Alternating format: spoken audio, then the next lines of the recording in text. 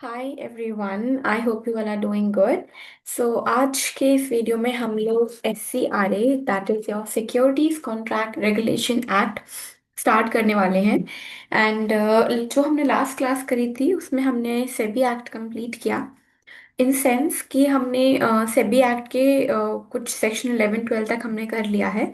अब इसके आगे के जो वीडियोस हैं, अगर आप लोग को वो वीडियोस देखने हो और समझने हो और उसके थ्रू पढ़ना हो, so you can subscribe to our course, जिसके बारे में मैंने आपको पिछले सारे वीडियोस में मेंशन करा है।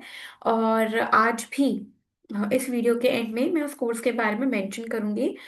इसके अलावा I have also posted a reel, ठीक है, उसके बारे में एक मैंने रील भी पोस्ट करके रखी हुई है, एक पोस्ट भी है। सो आप जाके हमारे यूट्यूब पेज पे वो चेक कर सकते हैं अगर आपको सेबी एक्ट इसी तरीके से आगे कवर करना है। ओके, नाउ अब हम लोग SCRA स्टार्ट करने वाले हैं। अच्छा, SCRA जब हम स्टार्ट कर रहे हैं उसमें जब हम देखते हैं, ये डेफिनेशंस काफ़ी सारी हैं और काफ़ी कंफ्यूजिंग है। ठीक है। सो इस क्लास में मैं वैसे सेक्शन 3 से स्टार्ट कर रही हूँ, सेक्शन नंबर 3 से। अगेन इसकी जितनी भी डेफिनेशंस हैं इनको हम ब्रेक डाउन करके जो पढ़ेंगे वो सारी चीज़ें आपको कोर्स में मिल जाएंगी। ठीक है। So, without wasting any time, let us start with section number 3 of the SCRA Act. Now before starting मैं कुछ इसके बेसिक्स बता देती हूँ कि ये क्या है। ठीक है, सिक्योरिटीज कॉन्ट्रैक्ट रेगुलेशन एक्ट है क्या। देखिए, जिस तरीके से आपने इससे पहले जो सेबी एक्ट पढ़ा था उसमें आपने हर चीज सेबी के बारे में पढ़ी कि बोर्ड क्या होता है, securities exchange board of India क्या होता है, कब बना, कैसे बना, कहाँ हेड ऑफिसेज हैं, कौन उसके मेंबर्स होते हैं, कितने मेंबर्स होते हैं, टोटल 9 होते हैं, हमने पढ़ा था। ठीक है, क्या पावर्स है, क्या फंक्शंस हैं, हमने ये सारी चीजें पढ़ी। उसमें आप आगे जो हम कोर्स में आप देखोगे उसमें हम सैट के बारे में पढ़ेंगे, पेनाल्टीज पढ़ेंगे, स्पेशल कोर्ट्स के बारे में पढ़ेंगे। तो ये सारी ही चीजें एक ही चीज के बारे में थी जिसको हम कहते हैं सेबी। ठीक है, जो हमारा बोर्ड ऑफ सेबी है। अब ये जो है सिक्योरिटीज कॉन्ट्रैक्ट रेगुलेशन एक्ट, अब ये बात करता है आपके स्टॉक एक्सचेंजेस से। ठीक है, जब मैं स्टॉक एक्सचेंज बोलती हूँ तो स्टॉक एक्सचेंज से आप क्या समझते हो। स्टॉक एक्सचेंजेस से हम समझते हैं जैसे कि आप सबसे अच्छा ही एग्जांपल ले लो, NSE और BSE, सबने ही इसका नाम सुना है, नेशनल स्टॉक एक्सचेंज और योर बॉम्बे स्टॉक एक्सचेंज। तो अब ये क्या है, ये कैसे काम करते हैं, ठीक है, ये सारी ही चीजें, इनका लिंक क्या है सेबी बोर्ड से, आपका जो सेबी है उससे क्या लिंकेज है आपके स्टॉक एक्सचेंजेस का, ये सारी चीजें हम इसमें SCRA, securities contract regulation act, हमारा डील करता है। अभी सिक्योरिटीज कॉन्ट्रैक्ट ही इसका नाम क्यों रखा गया है, क्योंकि हम सिक्योरिटीज में ही तो डील कर रहे हैं। ठीक है, आपकी जो NSE BSE इन सब में जो शेयर्स लिस्टिंग होती है, आप शेयर्स लेते हो है ना, NSE BSE पे आप जो भी चीजें देखते हो कि आज कितना निफ्टी क्या है, ये सब क्या है, ये जितनी चीजें आप देखते रहते हो ये सब क्या है, ये सब हम सिक्योरिटी से डील कर रहे हैं, राइट। तो सिक्योरिटी से जो हम डील कर रहे हैं तो उसका बेसिकली हम क्या कर रहे हैं, हम कॉन्ट्रैक्ट कर रहे हैं, हम ट्रेड कर रहे हैं सिक्योरिटीज में, we are buying it, we are selling it और we are dealing with it, हम उसकी ट्रेडिंग कर रहे हैं, this basically trading of securities. तो इसी ट्रेडिंग ऑफ सिक्योरिटीज को हम कहते हैं securities contract. Okay, that is what is called as a securities contract. अब इसी को हम रेगुलेट करने के बारे में बात कर रहे हैं, so we talk about regulation. ठीक है, it is securities contract regulation act. Now again I have this PDF, इसकी PDF है मेरे पास, इसकी एक वेयर एक्ट है यूनिवर्सल की, आप जाके प्लीज ले लो इसको। हमारा ये पूरा जो कोर्स है, जो पूरी वीडियो लेक्चर सीरीज है, इनका जो ऑब्जेक्टिव है वो यही है कि हम सिक्योरिटीज कॉन्ट्रैक्ट को बहुत अच्छे से पढ़ लें। ठीक है, बिकॉज आपका पूरा फेज 2 का सिलेक्शन इन्हीं सब्जेक्ट्स पे टिका हुआ है। लॉ, जब हम CRPC CPC एविडेंस के बारे में बात करेंगे, बाकी जो क्रिमिनल लॉज है या फिर जो कंपनीज एक्ट भी कई हद तक हम बोल सकते हैं, सब बच्चे पढ़ के आते हैं। ठीक है, everybody is aware of your CRPC IPC evidence, ये सारी चीजें सबको पता है। बट ये वो सब्जेक्ट्स हैं जो सबको नहीं पता है, ये सब बाद में पढ़े हुए हैं। मोस्ट ऑफ द पॉपुलेशन आप जो यहाँ देख रहे हो सभी की, ये सब बाद में पढ़ के आ रहे हैं। सो जस्ट टू इंश्योर कि हम इस सब्जेक्ट्स को बहुत अच्छे से कवर करें, and if you are good at the subjects, your 40% of yours this syllabus, then आपके लिए बहुत ईजी हो जाएगा इस एग्जाम को क्रैक करना। Again, not forgetting to mention, law का ये पार्ट है जो हम कवर कर रहे हैं, इंग्लिश डिस्क्रिप्टिव भी होता है फेज 2 में। अ, वो भी एक बहुत बड़ा रीजन होता है आपका सिलेक्शन डिसाइड करने में। सो मेक श्योर कि आप साथ साथ इंग्लिश डिस्क्रिप्टिव पे भी उतना ही ध्यान दे रहे हो। ठीक है। बाकी at the end of the day luck बहुत बड़ा फैक्टर होता है। पढ़ाई सब करते हैं, सब मेहनत करते हैं। I myself have gone through many examinations. ठीक है, काफ़ी सारे एग्जाम्स दिए हैं मैंने over a period of time. And काफ़ी सारे, कुछ क्लियर हुए हैं, कुछ क्लियर नहीं हुए हैं, कुछ एक्सपीरियंस मिला है, कुछ तो ऐसे ही टाइम वेस्ट वाले एग्जाम्स थे। बट द फैक्ट दैट आपको अपना काम करना है, आपको अपनी मेहनत करनी है, and at the end of the day जो होना होगा वही होगा। बट मेक श्योर कि आप अपनी मेहनत पूरी करके जाएं। ठीक है। सो हम यहाँ पे एस सी आर स्टार्ट करते हैं। बहुत सारी बातें हो गई हैं। Now let us start with your section number 3। ठीक है। अब देखिए, जो सबसे पहले मैं आपको एक और इसका एक वो बता देती हूँ कि क्या है। देखो, सेक्शन नंबर 3 में हम क्या पढ़ेंगे, पहले स्टोरी लाइन क्लियर कर देती हूँ आगे आने वाले कुछ सेक्शंस की। जो सेक्शन नंबर 3 है उसमें हम बात करेंगे कि जितने भी स्टॉक एक्सचेंजेस हैं, हम हर जगह एग्जांपल में एनएससी बीएससी लेते हैं। ठीक है। तो अब ये कैसे काम करते हैं, इनको कोई ना कोई तो रेगुलेट करेगा। ठीक है, तो कौन रेगुलेट करेगा, बोर्ड रेगुलेट करेगा। ठीक है। तो जो सेक्शन 3 है सबसे पहले वो बात करता है कि जितने भी स्टॉक एक्सचेंजेस हैं इनको रेगुलेट करने की जरूरत है। ठीक है। तो ये जरूरी है कि ये कहीं से रेगुलेट हो रहे हैं। Okay. It is important that they are being regulated. तो इनके रेगुलेशन के लिए क्या होगा कि एक एप्लीकेशन देंगे आपके सेबी को कि हमको स्टैब्लिश होना है, या हमको आप हमको रिकॉग्नाइज करो, पहली बात तो। ठीक है। अब जब ये रिकॉग्निशन की जो एप्लीकेशन देंगे वो सेक्शन नंबर 3 है। सेक्शन नंबर 4 में आपके ग्रांट के बारे में बात होगी कि इनने एप्लीकेशन दे दी। अब स्टॉक एक्सचेंज आपका जो सेबी बोर्ड है, ठीक है, वो जो सेबी बोर्ड है वो क्या, कैसे एप्लीकेशन आपको ग्रांट करेगा स्टॉक एक्सचेंजेस को। ठीक है। फिर 4A में हम कॉर्पोरेटाइजेशन और डीम्यूचुअलाइजेशन के बारे में बात करेंगे, जो अगेन एक इम्पॉर्टेंट स्टेप है। इनको रिकॉग्निशन इंपॉर्टेंट है, इनका कॉर्पोरेटाइजेशन इंपॉर्टेंट है, इनका डीम्यूचुअलाइजेशन इंपॉर्टेंट है। ठीक है। फिर 4B में हम इनकी प्रोसीजर के बारे में बात करेंगे कि क्या प्रोसीजर होगा। ठीक है। ये सारी चीजें जब इनको मिल गई तो ये जो रिकॉग्निशन दी है हम सेक्शन 5 में उसको वापस लेने की बात करेंगे कि सेंट्रल गवर्नमेंट ने अगर आपको रिकॉग्नाइज कर दिया या आपका कॉर्पोरेटाइजेशन या डीम्यूचुअलाइजेशन हो गया तो अब हमको वापस लेना है। सेंट्रल गवर्नमेंट को लगता है कि अब भैया ये गलत हुआ है, तो जो 3 और 4 में दिया था उसको 5 में हम वापस लेंगे। ठीक है। 6 में हम बात करेंगे सेंट्रल गवर्नमेंट की कुछ पावर्स के बारे में। वो क्या पावर्स होंगी, कुछ इंफॉर्मेशन बुलानी हो, कुछ इंक्वायरीज करवानी हो। ठीक है। या फिर कुछ पीरियोडिकल रिटर्न्स के बारे में बात हो। ठीक है, उसकी जो सेंट्रल गवर्नमेंट की पावर है हम 6 में वो बात करेंगे। फिर आप 7 और 2 मिनट के लिए छोड़ दो। 6 के बाद हम डायरेक्ट आएंगे 8 पे, जहाँ पे हम सेंट्रल गवर्नमेंट की ही पावर के बारे में बात करेंगे, कुछ रूल्स बनाने के लिए। ठीक है। तो सेंट्रल गवर्नमेंट की पावर जो 6 में पड़ी थी वो क्या है, पीरियोडिक रिटर्न्स मंगाने की या फिर इंक्वायरीज करवाने की। ठीक है। ये 6 में हो गया। 7 में कुछ रूल्स बनाने की पावर है सेंट्रल गवर्नमेंट की। बीच में जो आपने 7A छोड़ा है वो स्टॉक एक्सचेंज की पावर है रूल्स बनाने की। ठीक है। तो जो स्टॉक एक्सचेंज की पावर है वो 7A में है, जो सेंट्रल गवर्नमेंट की पावर है रिगार्डिंग रूल्स वो 8 में है। ठीक है। फिर 8 से हम क्लियरिंग कॉर्पोरेशन पढ़ेंगे और उसी तरीके से हम आगे बढ़ेंगे। ठीक है। तो ये आपने एक थोड़ा सा फ्लो देख लिया, ये हम कहाँ पे किस बारे में बात करने वाले हैं। अगेन जिस तरीके से मैंने सेबी एक्ट कवर करा था उसी तरीके से मैं ये एक्ट भी कवर करूंगी, जहाँ पे मैं इंपॉर्टेंट इंपॉर्टेंट चीजें मार्क कराती चलूंगी। पूरे सेक्शंस पढ़ने की जरूरत नहीं है, इसलिए हम ये लेक्चर सीरीज देख रहे हैं कि हम जल्दी जल्दी चीजें निपटा पाए। ठीक है, हमें समझ में आए और सेक्शंस हमको एक आइडिया लगते जाए कि किस सेक्शन में क्या है और क्या क्या चीजें इंपॉर्टेंट है हमें मार्क करने के अकॉर्डिंग। ठीक है। Okay. Now, so section number 3 जैसे कि मैंने अभी बोला, it talks about application for recognition of stock exchanges. ठीक है। ये स्टॉक एक्सचेंजेस के रिकॉग्निशन के बारे में बात कर रही है। तो सिंपल सी बात है, किसी भी स्टॉक एक्सचेंज को अगर रिकॉग्नाइज होना है तो वो एक एप्लीकेशन देगा। यहाँ पे लिखा है सेंट्रल गवर्नमेंट, अब ये जो हो गया वो सेबी बोर्ड हो गया है। ठीक है, as per the new rules. तो किसी भी स्टॉक एक्सचेंज को अगर रिकॉग्नाइज होना है तो वो सेबी बोर्ड को अपनी एक एप्लीकेशन देगा। ठीक है। उस एप्लीकेशन के साथ वो क्या क्या चीजें लगाएगा, जो स्टॉक एक्सचेंज है वो अपने बायलॉज की एक कॉपी लगाएगा, उसके जो भी बायलॉज हैं, उसके जो भी रूल्स हैं। ठीक है। Bylaws, bylaws of the stock exchange, just a second, comfortable for me to use this.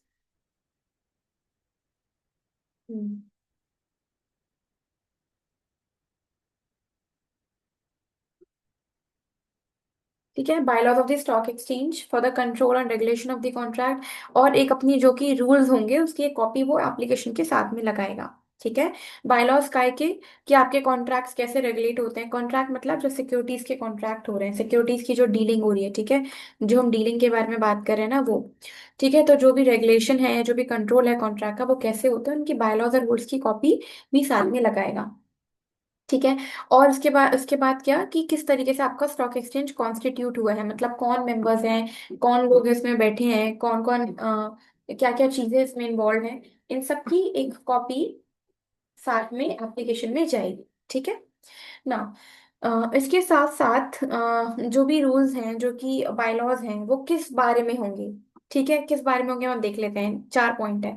Point A क्या बोल रहा है कि आपकी गवर्निंग बॉडी कौन है, आपको आपकी एप्लीकेशन में ये बतानी पड़ेगी, ठीक है। आपकी गवर्निंग बॉडी की कॉन्स्टिट्यूशन क्या है, क्या पावर्स हैं और क्या मैनेजमेंट है, क्या मैनर है जिसमें आपकी गवर्निंग बॉडी एक्ट करती है, ठीक है।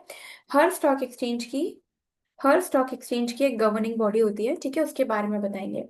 देन आपके जो भी ऑफिस बियरर्स हैं, ठीक है, वो कौन कौन है, उनकी क्या पावर्स है और क्या ड्यूटीज हैं, आप ये बताओगे एप्लीकेशन में।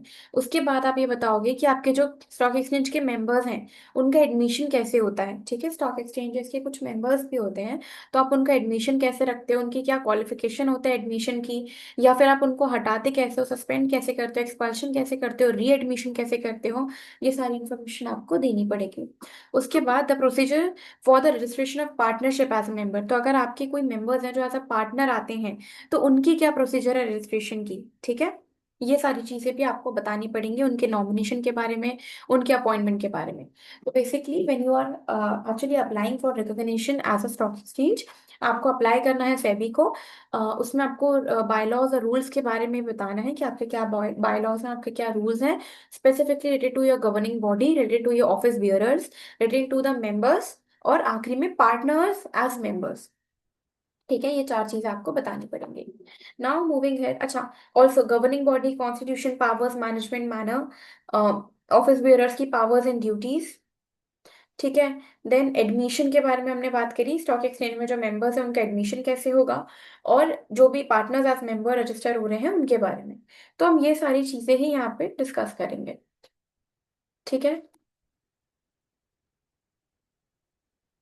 नाउ, ठीक है, अब इन्होंने एप्लीकेशन दे दी, अब हम शिफ्ट हो गया पूरा स्टॉक एक्सचेंज पे। अब ये कैसे करेंगे, अब देखो सिंपल सी बात है कि जो ग्रांट है वो कौन दे रहा है, आपका रिकॉग्निशन स्टॉक एक्सचेंजेस को सेंट्रल गवर्नमेंट यहाँ पे इन्वॉल्व हो रही है, ठीक है। सो अगर सेंट्रल गवर्नमेंट को लगता है, ठीक है, अगर सेंट्रल गवर्नमेंट सेटिस्फाइड है इंक्वायरी करने के बाद कि जो भी इंफॉर्मेशन दी है, ठीक है, वो सही है, ठीक है, और सारी इंफॉर्मेशन लेने के बाद इनको लगता है कि जो भी रूल्स एंड बायलॉज हैं, ठीक है, सेटिस्फाइड आफ्टर मेकिंग इंक्वायरी, ये जो भी rules and bylaws stock exchange ने दिए हैं, ये कंफर्म करते हैं विद द कंडीशन जो कि प्रिस्क्राइब्ड है। तो जो भी सेंट्रल गवर्नमेंट ने कंडीशन लिख रखी है रिकॉग्निशन देने की, ठीक है, उस कंडीशन से जो भी बायलॉज हैं, जो भी रूल्स हैं स्टॉक एक्सचेंज के, वो प्रॉपर कंफर्मिटी में है, और जो स्टॉक एक्सचेंज है वो विलिंग है उसकी बाकी कंडीशंस को कंप्लाई करने के लिए भी वो विलिंग है, ठीक है।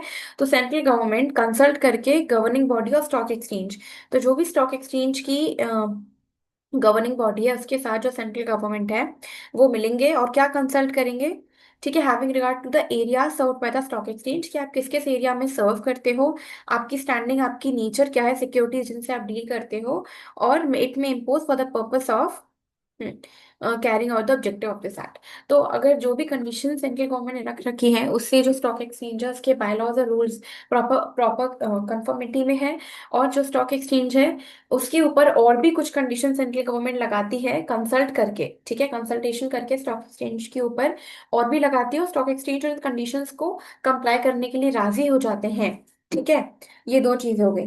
तीसरा, अगर सेंट्रल गवर्नमेंट को ये लगता है, जस्ट अ सेकेंड, ये 2 कंडीशंस हो गई हैं। थर्ड क्या है, सी, ना सेंट्रल गवर्नमेंट को लगता है कि ठीक है, इस स्टॉक एक्सचेंज को रिकॉग्निशन देना ट्रेड के इंटरेस्ट में है या फिर पब्लिक इंटरेस्ट में है, ऐसी रिकॉग्निशन ग्रांट करना, तो वो रिकॉग्निशन स्टॉक एक्सचेंज को ग्रांट कर देगा, सब्जेक्ट टू वो कंडीशंस जो कि सेंट्रल गवर्नमेंट ने यहाँ पे लगाई थी। ठीक है।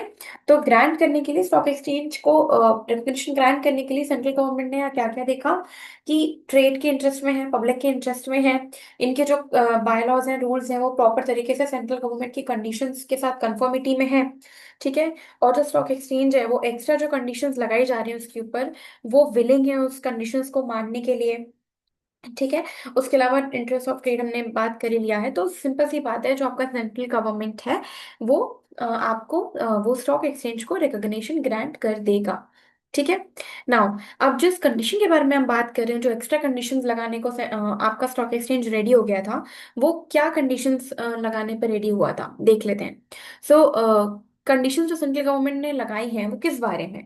पहली बात, जो भी स्टॉक एक्सचेंज के मेंबर्स है उसकी क्वालिफिकेशन से रिलेटेड कोई कंडीशंस लगाई हैं, या फिर वो मैनर जिसमें ये कॉन्ट्रैक्ट में आएगा, एंटर करेगा, इन्फोर्स करेगा। ठीक है। देन सेंट्रल गवर्नमेंट का रिप्रेजेंटेशन कैसा होगा उस स्टॉक एक्सचेंज में। ठीक है। जो कि 3 से ज्यादा नहीं होने चाहिए, इसको मार्क कर लो, ये आता है प्रीलिम्स में, सॉरी ये आता है आपके एमसीक्यूज में, फेज 2 में ये आता है। ठीक है। 3 मंथ्स लिख दिया मैंने, यहाँ पे 3 है, 3 मेंबर्स का रिप्रेजेंटेशन होता है स्टॉक एक्सचेंज में। सो सेंट्रल गवर्नमेंट से 3 लोग आपके हर एक स्टॉक एक्सचेंज में जाके बैठेंगे। ठीक है। Maximum not exceeding 3। ठीक है। तो ये सेंट्रल गवर्नमेंट का रिप्रेजेंटेशन होता है। बहुत इंपॉर्टेंट है, क्वेश्चन पूछा जा सकता है, मार्केट फिर से बता दूं। देन आपका जो अकाउंट्स है, maintenance of accounts of members, उन मेंबर्स के अकाउंट्स को मेंटेन करना, उसका ऑडिट करना। ठीक है। तो सेंट्रल गवर्नमेंट यहाँ पे 4 कंडीशंस के बारे में बात कर रहा है। 4 कंडीशंस जिसके बारे में सेंट्रल गवर्नमेंट बात कर रहे हैं वो क्या है। पहली बात, आपके जो भी मेंबर्स हैं उनके क्वालिफिकेशन से रिलेटेड। ठीक है। अब उसके सेकंड कंडीशन क्या हो गया, आप जो भी कॉन्ट्रैक्ट कर रहे हो तो आप किस मैनर में वो कॉन्ट्रैक्ट कर रहे हो, कैसे आ रहे हो उस कॉन्ट्रैक्ट में, कैसे इन्फोर्स हो रहा है वो। ठीक है। थर्ड क्या हो गया, सेंट्रल गवर्नमेंट का कितना कैसा रिप्रेजेंटेशन रहेगा, मैक्सिमम 3 मेंबर्स तक का। और चौथा, जो भी मेंबर्स हैं उनके जो भी अकाउंट्स हैं, ठीक है, उसका ऑडिट करवाना बाय चार्टर्ड अकाउंटेंट्स। ठीक है। तो इन 4 चीजों के रिलेटेड जो सेंट्रल गवर्नमेंट है आपकी वो कंडीशंस लगा सकती है। फर्स्ट हो गया आपका क्वालिफिकेशन ऑफ मेंबर्स। ठीक है। दूसरा आ गया होगा आपका मैनर ऑफ कॉन्ट्रैक्ट। तीसरा हो गया आपका रिप्रेजेंटेशन ऑफ सेंट्रल गवर्नमेंट, और चौथा हो गया मेंटेनेंस ऑफ अकाउंट। ठीक है। इतनी बात क्लियर हुई। अब हम 3, 4, 5, सबसेक्शन 3 क्या कह रहा है। एवरी ग्रांट ऑफ रिकॉग्निशन, ठीक है, अब ये जो भी आप रिकॉग्निशन यहाँ पे ग्रांट करोगे, वो गैजेट ऑफ इंडिया प्लस जो स्टेट जिसके अंदर, जैसे मान लीजिए बीएससी एनएससी आपका कहाँ पे है, मुंबई में है, तो महाराष्ट्र में आ जाता है। तो सेंट्रल गवर्नमेंट के गैजेट में भी और स्टेट गवर्नमेंट के गैजेट में भी वो पब्लिश किया जाएगा। ठीक है। और जो रिकॉग्निशन है उसका इफेक्ट किस डेट से माना जाएगा, कि आपको रिकॉग्निशन कब से मिली है, जिस दिन से वो गैजेट में पब्लिश हुआ है उस दिन से आपका रिकॉग्निशन माना जाएगा। ठीक है। अगर मान लीजिए रिफ्यूज हो गया कि नहीं, रिकॉग्निशन नहीं मिल रहा है, तो रिफ्यूज आप ऐसे ही नहीं कर सकते, आपको अपॉर्चुनिटी ऑफ हियरिंग देनी पड़ेगी स्टॉक एक्सचेंज को, और आपको लिखित में रीजंस बताने पड़ेंगे कि आपने ये जो भी रिकॉग्निशन है वो आपने मना क्यों करा। ठीक है, क्यों रिफ्यूज हुआ है। जो लास्ट सबसेक्शन है वो क्या बात करता है कि जो भी रूल्स हैं स्टॉक एक्सचेंज के, ठीक है, अब वो अमेंड नहीं किए जाएंगे जब तक कि सेंट्रल गवर्नमेंट का अप्रूवल नहीं मिल जाता। तो सेक्शन 3 में आपने कुछ रूल्स के बारे में पढ़ा है, इससे जस्ट ऊपर, ठीक है, रूल्स के बारे में। तो उन्हीं रूल्स को देख के ही सेंट्रल गवर्नमेंट ने अप्रूवल दिया था। तो आपका स्टॉक एक्सचेंज के आपका जो भी स्टॉक एक्सचेंज है वो ये नहीं कर सकता कि अप्रूवल लेने के बाद अपने रूल्स को बदल डाले। ठीक है, you can not do this. जिन रूल्स के बेसिस पे आपने रिकॉग्निशन लिया है उन रूल्स को आप बदल नहीं सकते। अब स्टॉक एक्सचेंज को किसी भी रूल को बदलना होगा तो उसको प्रायर अप्रूवल किसका लेना पड़ेगा, पहले सेंट्रल गवर्नमेंट का लेना पड़ेगा। ठीक है। सो ये हो गया आपका सेक्शन नंबर 3 और आपका section number 4। Now let us move on to section number 4A, उसके बाद हम 4B करेंगे जो कि सबसे लेंदी सेक्शंस में से एक है। ठीक है। सो ये हो गया आपके रिकॉग्नाइजेशन के बारे में बात और उसका प्रोसीजर, सेक्शन 3 हो गया और सेक्शन 4 हो गया।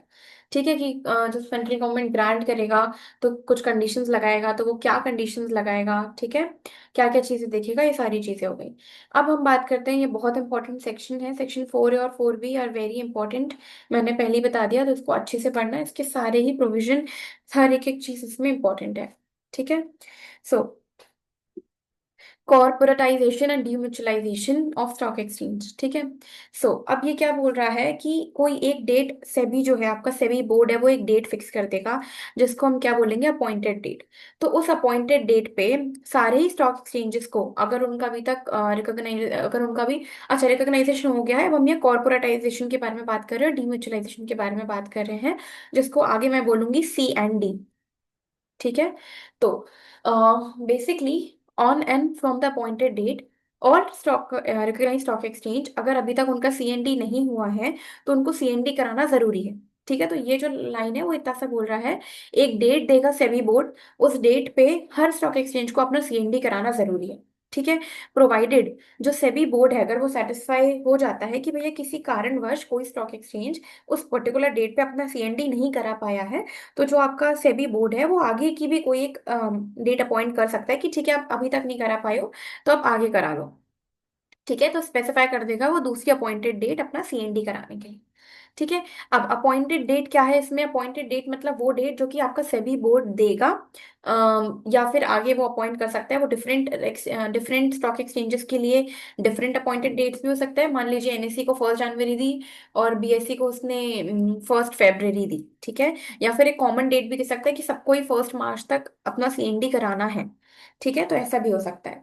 तो अपॉइंटेड डेट दोनों के लिए सेम हो सक मतलब दोनों या जितने भी स्टॉक एक्सचेंजेस हैं उनके लिए सेम हो सकती है या अलग अलग हो सकती है।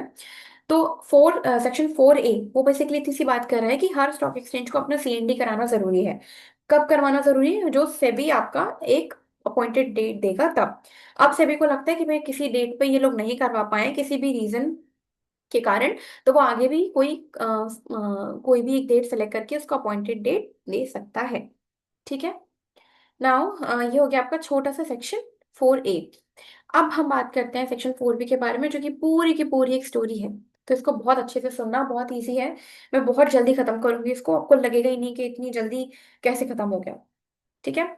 सुनाओ, प्रोसीजर फॉर CND क्या प्रोसीजर है।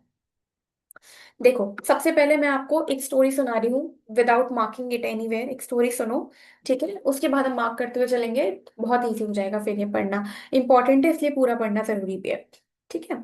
सो सारी रिकॉग्नाइज जो भी स्टॉक एक्सचेंजेस हैं, वो जो भी टाइम से भी देगा उस टाइम के अंदर सारी रिकॉग्नाइज, अब रिकॉग्नाइज हो चुके हैं। ठीक है। रिकॉग्नाइजेशन खत्म हो गया है, रिकॉग्नाइज होने के बाद इनको CND कराना है। ठीक है। तो ये CND पे आ गए हैं। तो जितने भी रिकॉग्नाइज्ड आपका स्टॉक एक्सचेंजेस हैं, वो एक स्कीम सबमिट करेंगे किसको, सेबी बोर्ड को। क्यों करेंगे ये स्कीम सबमिट, जस्ट ऐसे, हाँ, ये एक स्कीम सबमिट करेंगे अपनी CND के लिए। सो बेसिकली यहाँ पे क्या होगा, सारे के सारे स्टॉक एक्सचेंजेस क्या करेंगे, एक पर्टिकुलर टाइम तक सेबी को एक स्कीम सबमिट करेंगे अपने CND के लिए। ठीक है।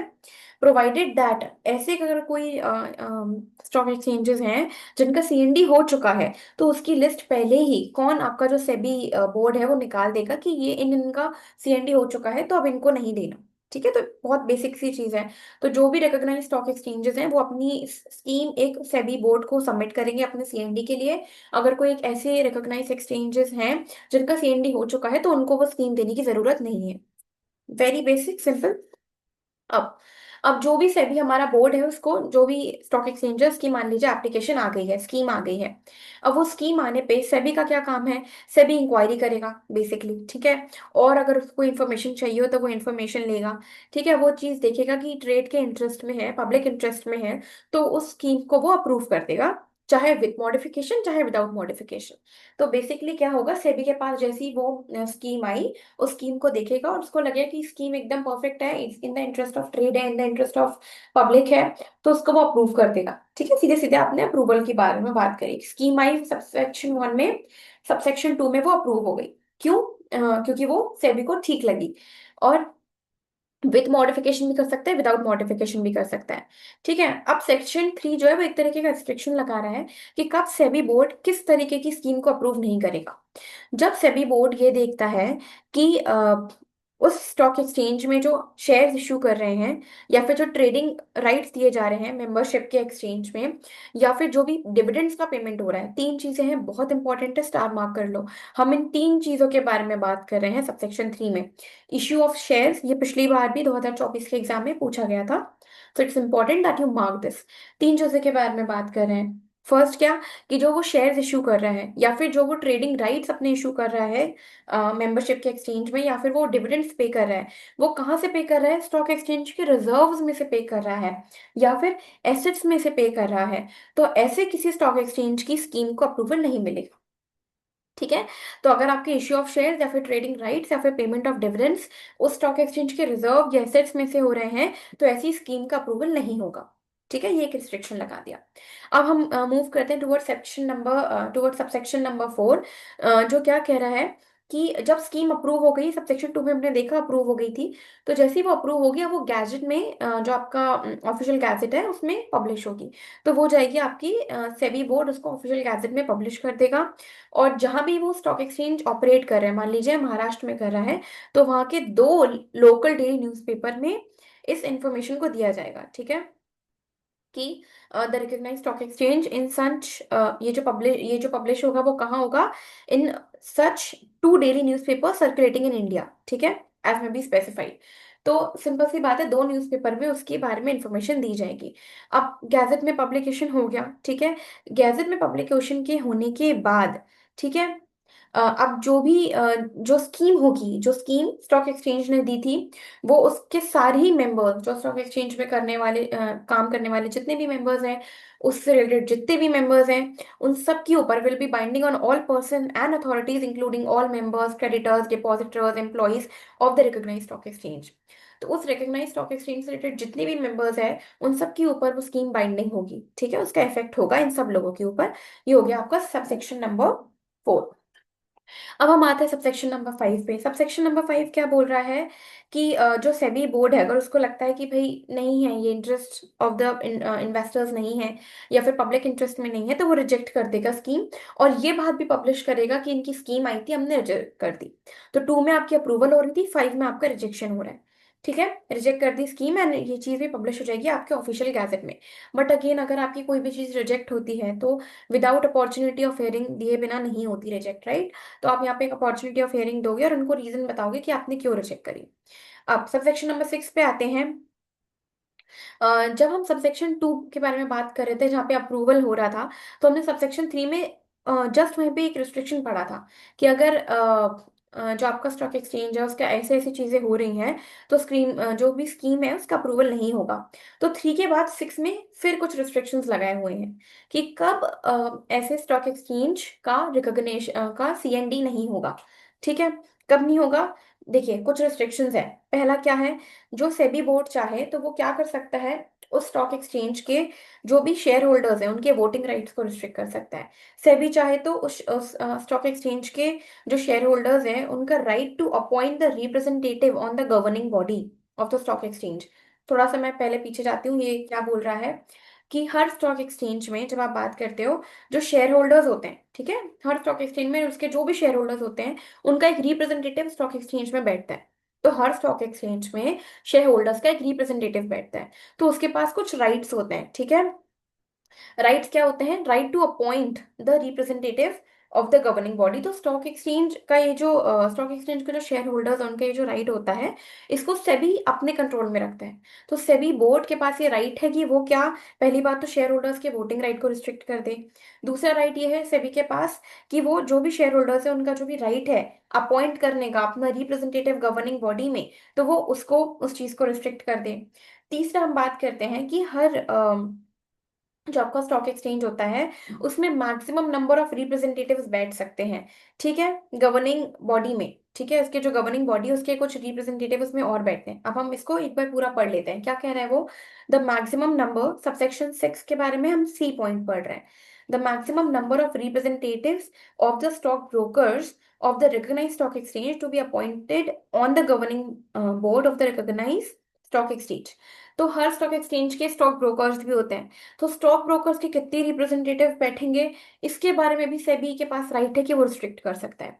तो जैसे सेबी ने ऊपर क्या रिस्ट्रिक्ट करा कि शेयर होल्डर्स में से जो भी रिप्रेजेंटेटिव है वो कौन जाएगा, कितना जाएगा, सिमिलरली स्टॉक ब्रोकर्स उसकी गवर्निंग बॉडी में, स्टॉक एक्सचेंज की गवर्निंग बॉडी में कौन जाएंगे, कितने जाएंगे, इसको भी सेबी बोर्ड जो है आपका रिस्ट्रिक्ट कर सकता है। यहाँ पे 1/4 दिया गया है। अभी मैं सिर्फ ऊपर ऊपर तो आप पे बता रही हूँ, डोंट वरी, अभी हम इसको पढ़ेंगे भी। ठीक है, now moving on to subsection number 7। जो भी रिस्ट्रिक्शंस लगाए हैं सबसेक्शन 6 में, अगेन इसको भी ऑफिशियल गैजेट में पब्लिश किया जाएगा। ठीक है, सिंपल।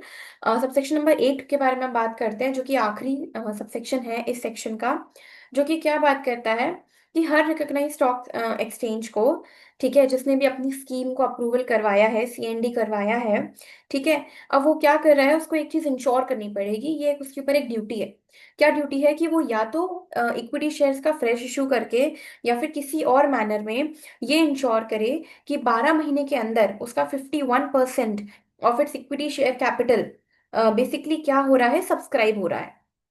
ठीक है, सबसेक्शन नंबर 8 ये बोलता है, अगर वो 12 महीने का टाइम नहीं हो पाता तो सेबी बोर्ड उसको बढ़ा के 12 + 12 महीने और एक्सटेंड कर सकता है। ठीक है। सो ये बेसिक हो गया आपका सेक्शन नंबर 4B। अब हम इसको यहाँ से पढ़ते हैं, अब बहुत जल्दी जल्दी चीजें क्लियर होंगी। ठीक है, देखिए, सबसे पहले और रिकॉग्नाइज स्टॉक एक्सचेंज, ठीक है, जो कि 4A में रिकॉग्नाइज हो चुके हैं, अब इनको अपना सीएनडी कराना है। तो ये जो भी टाइम दिया गया है सेबी बोर्ड द्वारा, उस टाइम के अंदर एक स्कीम अपना अप्रूवल के लिए सेबी बोर्ड को देंगे। ठीक है, प्रोवाइडेड वो ऐसे स्टॉक एक्सचेंजेस जो कि ऑलरेडी जिनका सीएनडी हो चुका है, उनको जरूरत नहीं है कि वो इस स्कीम को सबमिट करें।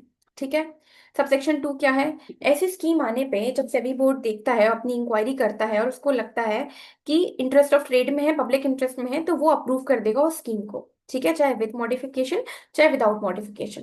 Moving on to subsection number 3, ये क्या बोल रहा है कि कोई भी स्कीम तब तक सेबी बोर्ड अप्रूव नहीं करेगा जब तक कि वो क्या नहीं देख लेता कि जो इश्यू ऑफ शेयर्स हैं, ये मैंने आपको मार्क करने को बोला था, या फिर जो trading rights in लिeu of membership issue हो रहे हैं, या फिर जो पेमेंट ऑफ डिविडेंड है, वो कहाँ से हो रहा है, उस स्टॉक एक्सचेंज के रिजर्व या फिर एसेट्स में से हो रहा है। तो अगर ये काम स्टॉक एक्सचेंज के रिजर्व या एसेट्स में से हो रहे हैं तो आपकी जो स्कीम है उसको अप्रूवल नहीं मिलेगा। ठीक है, ये हो गया आपका सबसेक्शन नंबर 3। अब हम आगे बढ़ते हैं 4 की तरफ।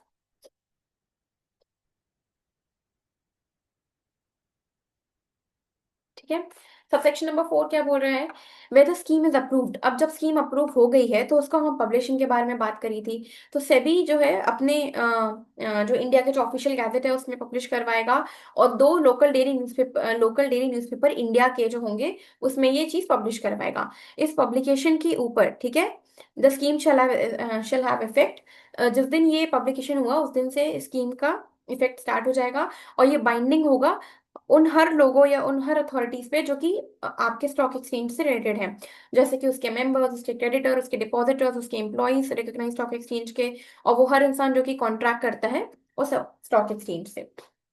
ठीक है, moving on to subsection number 5, यहाँ पे हमने देखा था कि रिजेक्ट हो गया है। सो सेबी बोर्ड को सेटिस्फाई होता है कि भाई इंटरेस्ट ऑफ ट्रेड में नहीं है, पब्लिक इंटरेस्ट में नहीं है, इनको अप्रूवल हमें नहीं देना है, तो वो रिजेक्ट कर देगा उस स्कीम को और इस चीज को भी अपने ऑफिशियल गैजेट में पब्लिश करा देगा। प्रोवाइडेड दैट स्टॉक एक्सचेंज को अगेन एक रीजनेबल अपॉर्चुनिटी ऑफ हियरिंग देनी ही पड़ेगी उन सारे पर्सन को। ठीक है, रिजेक्ट करने से पहले उनको एक अपॉर्चुनिटी ऑफ हियरिंग देनी पड़ेगी। ठीक है, now moving on to subsection number 6।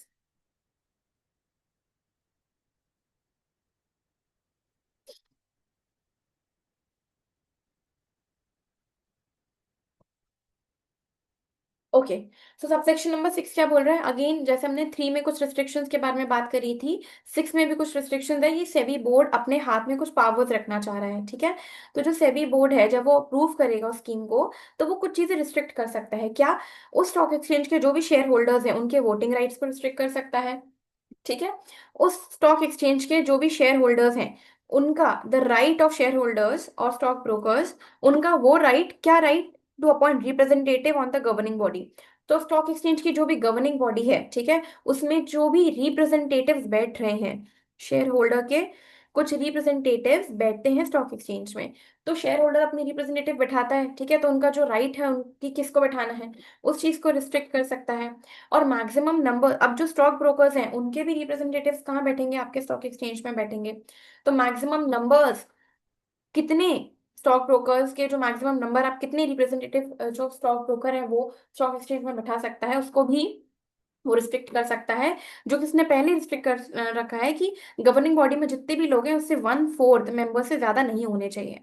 ठीक है, तो स्टॉक एक्सचेंज का जो भी गवर्निंग बॉडी है, इसमें जितने भी लोग बैठ रहे हैं उसके 1/4 से ज्यादा स्टॉक ब्रोकर्स के रिप्रेजेंटेटिव नहीं बैठेंगे। तो सेबी बोर्ड ने अपने अंडर वोटिंग राइट्स ले लिए। उसके अलावा क्या ले लिया, right of share holders to appoint representative ले लिया। Then right of stock brokers to appoint that maximum number of representative. ये सेबी बोर्ड ने अपने अंदर ये सारे राइट्स रिस्ट्रिक्ट करके रखे हुए हैं। ठीक है। अब हम बात करते हैं आखिरी के दो सबसेक्शंस के बारे में। ठीक है। नाउ, अब जो भी ऑर्डर सबसेक्शन 6 में आया है, जो भी सेबी ने रिस्ट्रिक्शंस लगाए हैं, वो ऑफिशियल गैजेट में पब्लिश हो जाएंगे। ठीक है। और अब हम आते हैं सबसे इंपॉर्टेंट सबसेक्शन पे, जो कि 8 है, जो कि क्या बोल रहा है। Every recognised stock exchange in respect of scheme for CND. अब जिनकी भी सीएनडी अप्रूव हो गई है, ठीक है, वो या तो फ्रेश इशू करो आप अपने इक्विटी शेयर्स पब्लिक को, या फिर जो भी मैनर आपको ठीक लगता है जो सेबी बताता है। पर आपको क्या इंश्योर करना है, आपको सीएनडी कराने के बाद हर स्टॉक एक्सचेंज को इंश्योर करना है कि एटलीस्ट 51% उसका इक्विटी शेयर कैपिटल का 12 महीने में, 12 महीने के अंदर from the date of publication of order, जैसे ही आपने इसको सबसेक्शन 7 में जैसे ही आपने पब्लिकेशन करा, वो क्या हो जाए, इश्यू हो जाए बाय द पब्लिक। वो कौन पब्लिक उसको ले ले, other than the share holders having trading rights. तो उसके जो भी शेयर होल्डर्स हैं, जो भी स्टॉक एक्सचेंज के शेयर होल्डर्स हैं जिनके पास ऑलरेडी ट्रेडिंग राइट्स हैं, उनके अलावा जो पब्लिक बचती है, उस पब्लिक द्वारा 51% of the equity share capital subscribe हो जाना चाहिए 12 महीने के अंदर। ठीक है। ठीक है। नाउ, प्रोवाइडेड दैट सेबी को लगता है sufficient cause shown to it interest of public, वो चाहे तो इस पीरियड को 12 महीने प्लस 12 महीने और बढ़ा सकते हैं। ठीक है। तो ये 51% याद रखना, ये 12 मंथ्स प्लस 12 मंथ्स याद रखना। और ये कौन है, public other than the share holders having trading rights. Okay. So, we have completed your section 3, ये section 4, 4A and 4B। तो ये अपने आप में ही बड़े sections थे। So, आज की वीडियो में इतना ही हम पढ़ेंगे। कल के वीडियो में हम बात करेंगे अबाउट विड्रॉल ऑफ रिकॉग्निशन। हम सेक्शन 5 करेंगे, 6 करेंगे, उसके बाद 7, 7A एंड 8। ठीक है, इतनी चीजें हम पढ़ेंगे and then we'll move ahead towards clearing operations. So yes, that's all for today. Thank you so much for the today's class. Just a second.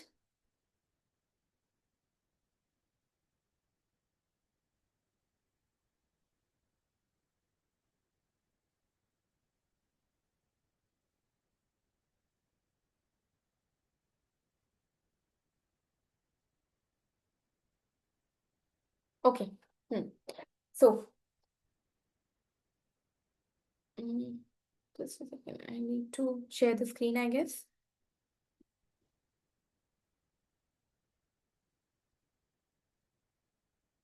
Okay. So एक बार मैं आपको फिर से बता दूं कि हमारा जो भी सेबी का कोर्स, हमने जितने भी वीडियोस पढ़े हैं, उसके आगे के जो वीडियोस हैं आपको वो हमारे कोर्स में मिल जाएंगे। That is our course on securities laws. ठीक है। इसके बारे में मैंने अपने इंस्टाग्राम एंड यूट्यूब दोनों, अभी यूट्यूब जिस चैनल पे आप ये वीडियोस देख रहे हैं, इसी चैनल पे मैंने पोस्ट में और रील्स में दोनों में एक ब्रोशर शेयर करके रखा हुआ है। सो अगर आपको सेबी एक्ट के आगे की वीडियोस देखने हैं, या फिर हम सिक्योरिटीज कॉन्ट्रैक्ट भी पढ़ेंगे, इस तरीके से आगे के जो भी वीडियोस हैं, डिपॉजिटरीज एक्ट हम पढ़ेंगे, उसके अलावा जो भी की रेगुलेशंस हैं वो भी चीज़ें कवर करते हुए चलेंगे। सो फॉर दैट आपको हमारा ये जो कोर्स है सब्सक्राइब करना पड़ेगा। एंड आर को to in order to subscribe और in order to enroll to our course, you can mail us at the legal centre. ये जो इस पेज का नाम है, द लीगल सेंटर, याद रखना, this is CENTRE not TER। ठीक है, the legal centre bye CC@gmail.com। इस पे आप हमको मेल कर सकते हो। ठीक है, या फिर आप मेरे कमेंट सेक्शन में कमेंट भी कर सकते हो अगर आपको एनरोल करना है तो। Okay, so that's all for today. Thank you so much. See you in the next class. Bye bye.